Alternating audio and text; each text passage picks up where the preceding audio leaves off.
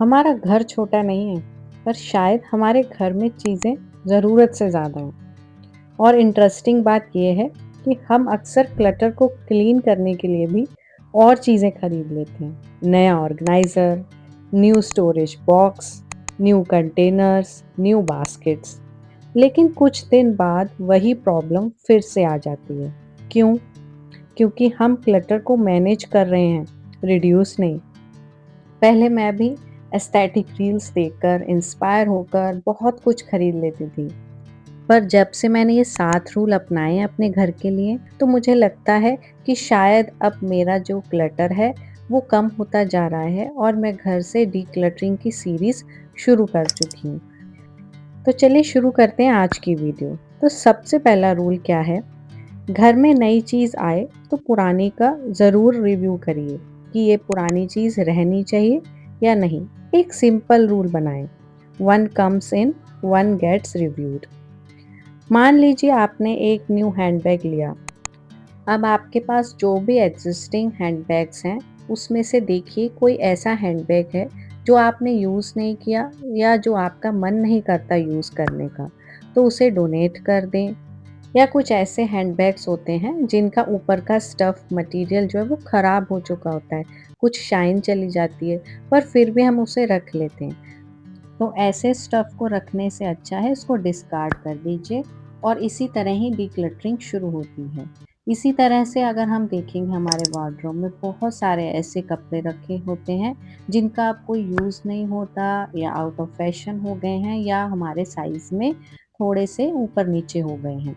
तो उसको भी हम रख लेते हैं कि इन फ्यूचर हम पहनेंगे, रख लेंगे, कर लेंगे, बट फिर भी एट लास्ट उनकी जो है शाइन चली जाती है, उनका स्टफ़ ख़राब होना शुरू हो जाता है, तो इससे अच्छा है उसको किसी को डोनेट कर दीजिए। इसी तरह से ही हमारी डिक्लटरिंग जो है वो सीरीज़ शुरू होती है। रूल नंबर 2, अब क्या होता है कई बार हम लोग सेल देखते हैं, कहीं लगी हुई सेल है, 50% of, by one get one, limited time deal. तो ऐसे ऑफर्स देखकर हम उन चीज़ों को भी उठा लेते हैं जिनकी हमें ज़रूरत नहीं होती। हम सोचते हैं ये 1000 में 2 मिल रहे हैं और फिर ये नहीं देखते कि हमने फालतू में 1000 रुपए दे भी रहे हैं। हम कभी ये सोचें कि अगर इन पर डिस्काउंट नहीं लगा होता, तो क्या ऐसा स्टफ हम खरीदते? नहीं खरीदते। आप कभी प्रैक्टिकली देखिए, जब भी आप सेल में जाएँगे ना, तो बहुत बार आपके साथ ऐसा होगा, आप ऐसा स्टफ उठा लाएँगे जिनकी आपको ज़रूरत नहीं होती और बिल जो है वो नॉर्मल डेज़ से ज़्यादा आएगा।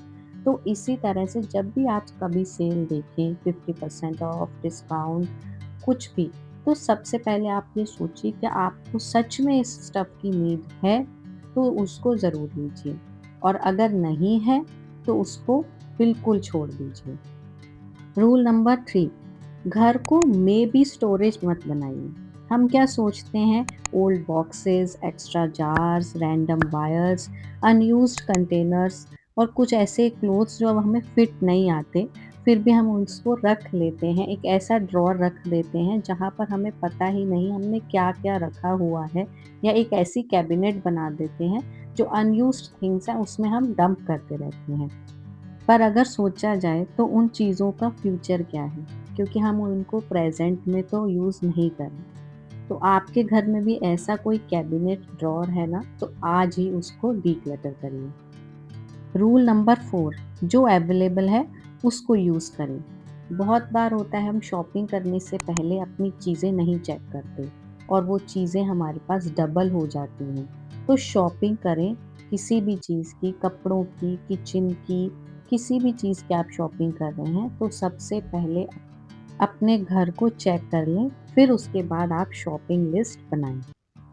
रूल नंबर 5, बहुत ज़्यादा ज़रूरी है।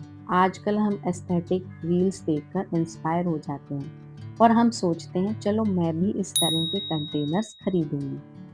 फिर हम लोग क्या करते हैं, अपने वेबसाइट पर जाते हैं और उनको कार्ट में रख देते हैं। तो कार्ट में रखने से पहले या उसको पेमेंट करने से पहले आप ज़रूर अपने मन में सोचिए, क्या इसके बिना भी मैं रह सकती हूँ? क्या इसके बिना भी मेरा काम चल सकता है? तो अगर आपका जवाब हाँ है, तो रहने दीजिए क्योंकि ट्रेंड्स तो आते जाते रहते हैं। हाँ, आपको सच में लगता है कि उसकी मुझे ज़रूरत है या किचन को नया रूप देना है या मेरे कंटेनर्स पुराने हो गए हैं, अब मेरा फेंकने का मन है, तो ज़रूर खरीदें। पर किसी और को देखकर, सिर्फ़ यही देखकर इंस्पायर होकर चीज़ें खरीदना, ये मनी वेस्ट है और टाइम वेस्ट है। अगर ये चीज़ आपको अच्छी लगी है ना, मेरा ये वाला रूल, तो ज़रूर मुझे कमेंट करिएगा। रूल नंबर 6, ब्यूटीफुल चीज़ और यूज़फुल चीज़ में डिफरेंस समझो। हर ब्यूटीफुल चीज़ जो है वो यूज़फुल नहीं होती। तो शॉपिंग करने से पहले ये ज़रूर देख लीजिएगा, जो आप एकदम ब्यूटीफुल चीज़ खरीद रहे हो, वो इसलिए खरीद रहे हो क्योंकि वो ब्यूटीफुल है या वाक़ई में उसका कोई आपके घर में यूज़ है। रूल नंबर 7, हर परचेज़ के साथ मेंटेनेंस कॉस्ट भी देखो। बहुत सारी चीज़ें ऐसी होती हैं जो हम खरीद तो लेते हैं, पर उसके बाद उनकी मेंटेनेंस कॉस्ट बहुत ज़्यादा होती है। कुछ ऐसे डेलिकेट कारपेट्स हम लोग खरीद लेते हैं जो बाद में उनको मेंटेन करना हमारे लिए हेडेक बन जाता है। तो शॉपिंग करने से पहले इन चीज़ों का ज़रूर ध्यान दें। तो आज की वीडियो आपको थोड़ी-सी भी अच्छी लगी हो तो लाइक करिए, सब्सक्राइब करिए। मिलते हैं नई वीडियो के साथ, तब तक के लिए नमस्कार।